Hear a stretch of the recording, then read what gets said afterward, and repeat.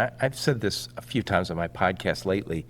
We have had cargo theft. We've had cybersecurity issues. I still kind of feel like, not to be a drama queen, but are we headed for like a digital 9/11 or a cyber 9/11? And I believe the day after that, everybody's going to reassess where they're at.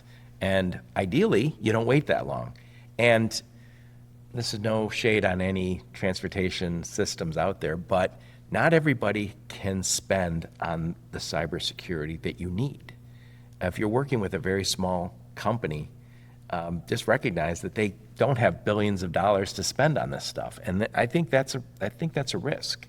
And I can see how some shippers, especially the big ones, are going to start saying, "Hey, who are we working with technology-wise?" And if I was a large trucking company with the theft that we're seeing, I don't know if you paid attention to Guy Fieri and Sammy Hagar. No. They own a impersonating him? They own a tequila company. Of course, all celebrities have to have a tequila company. Somebody stole 2 truckloads of their tequila. I didn't know that. 2 truckloads of their tequila got stolen, Okay. and the truck drivers never knew they were stealing it. They picked it up, dropped it off where they said, another successful shipment. Somebody got into the systems. I don't know whose systems they were, but I'm sure they're freaking out now.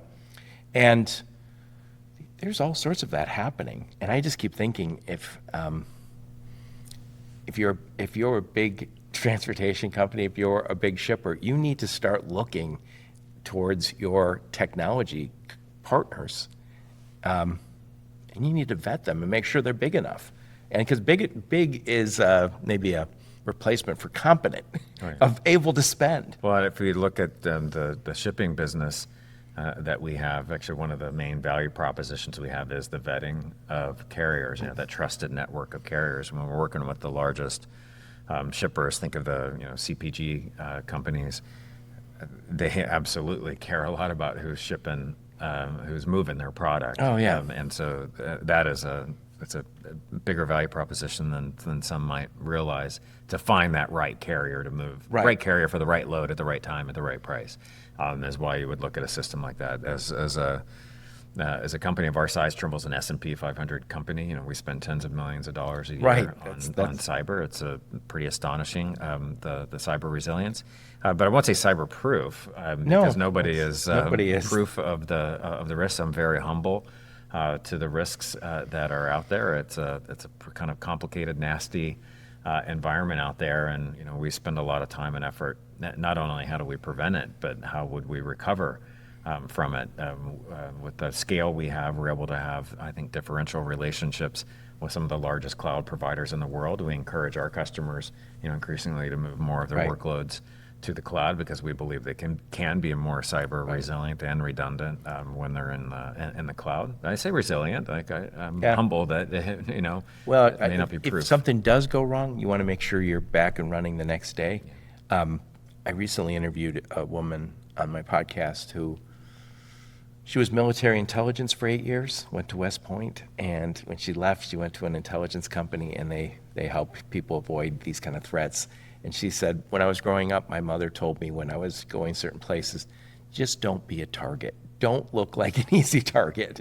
And I think I've also heard people visit the cybersecurity conference last year in Cleveland, and the main thing I heard was hygiene, just the day-to-day best practices that companies of some scale get to, where you say, this is what we do.